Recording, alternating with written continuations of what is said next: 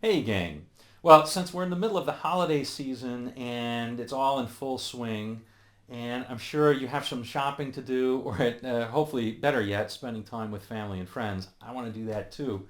We'll keep this video short and hopefully sweet. I want to show you a really simple technique to play chord tones a little bit better.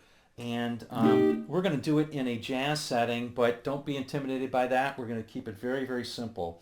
We're going to do a 2-5-1 in B flat. Hey, we're even playing a jazz key. All the horn players will love you for it. So first, let's go over the chords of the 2-5-1. We're going to keep it all in this ninth position here. We've got a C minor seventh. Okay, we've got an F7, again, keeping it simple. And we've got a B flat major seventh. Now, if you haven't seen that chord before, the root here is on the fourth string. And if you haven't seen it before, you've just learned a new chord. Second thing we want to do is we want to learn the arpeggios over that chord. Ooh, and before I go there, I should say that for this lesson, there's lots of download materials. There's the chords that we just played. There's the arpeggios that we're going to learn in just a second. And there's a backing track that you can download and play as well. Help you out there. Okay, so we've got the C minor seventh, we've got the F7, and we've got the B flat major seventh. So we need to learn the notes that we're going to play over each of those chords. Now, if you've looked at any of my other videos, you know you could do the pentatonics for those chords, major or minor, depending on what you need, like the C minor pentatonic would work fine. But we're going to do the arpeggios for these chords. So let's first start with the C minor seventh arpeggio. And again, remember, you can download this.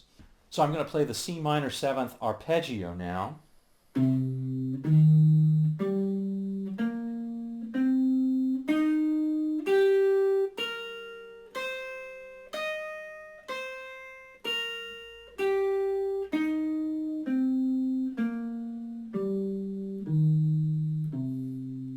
All right. So that's the C minor seventh arpeggio. And now we're going to play the F7 arpeggio. I'm just going to start it from the F that's on the fifth string, 8th fret.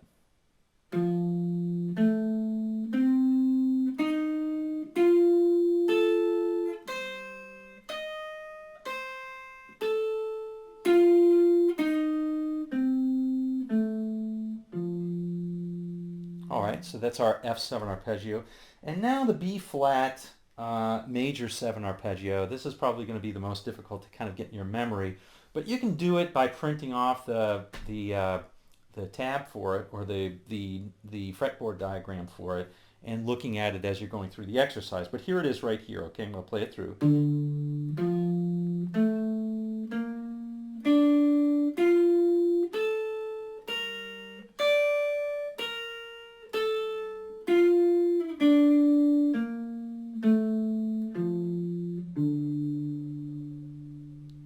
Okay, if you want to hit that last note, there it is right there. Okay, so those are the arpeggios. And like I said, you can print those out and use print out the neck diagrams and use them as we're going through this next exercise. In any event, I've got on the next, when we're going to do this exercise now, I've got a backing track that I'm going to put on, and it's just a 2-5-1.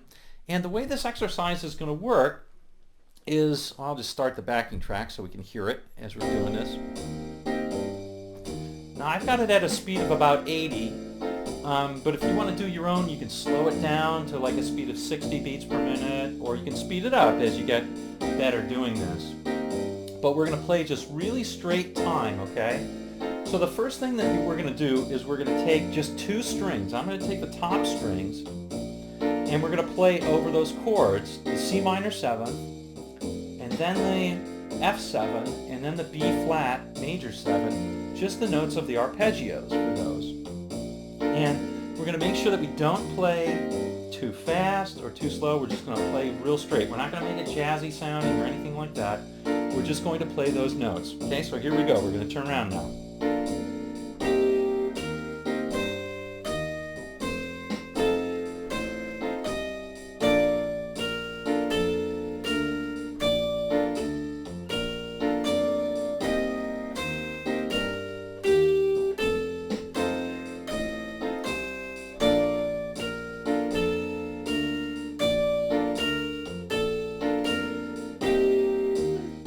etc. Once we get the top two strings, we can move on to other strings, like doing the next two strings, or we can add three strings.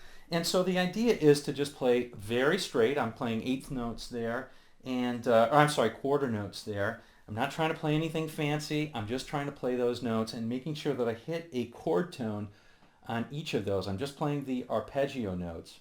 Now, as you progress and you get a little bit bored with that, try and play it long enough so that you hit enough of the permutations, and you'll start to really hear those chords, and you'll start to really see and visualize the notes that fit to those chords. And eventually your ear will just kind of figure it all out, and you'll start playing without really having to memorize those patterns. You'll just figure out what's right, and you'll find out some middle strings as well. So now that we've got the arpeggios down under our fingers as we're playing those chords, what we want to do is we want to add some chromatic passing tones between the chords.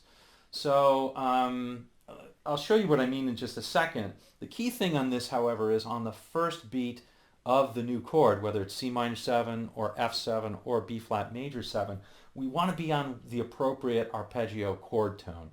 Okay, so let me show you what I mean. So we might start out in a C7. We might have played something like this before.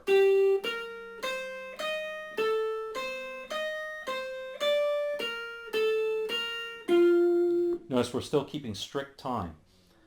But now we want to maybe use a passing tone, so something like this.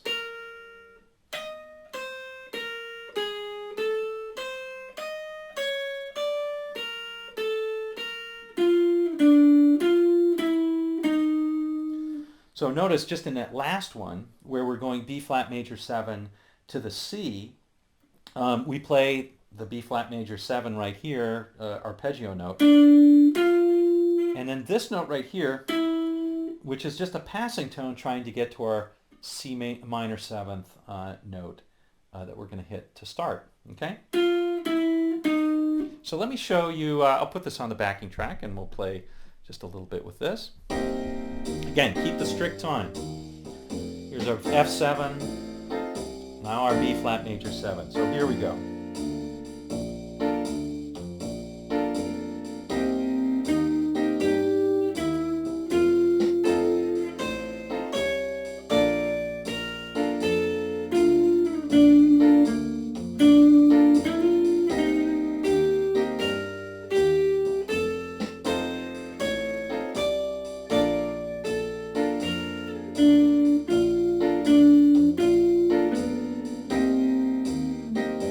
Etc.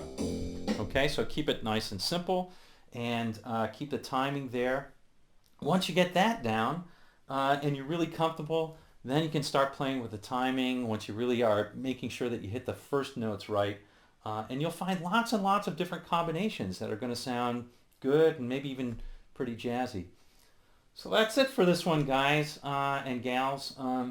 Not really too much to it, just learn those arpeggios decent enough, and or whatever pattern you use over any of those chords. Learn that pattern over those chords and then play it on a really slow scale. Do it or on a really slow backing track. Do 2 strings at a time, and then graduate to 3 strings and so forth. All right, we'll see you on down the road.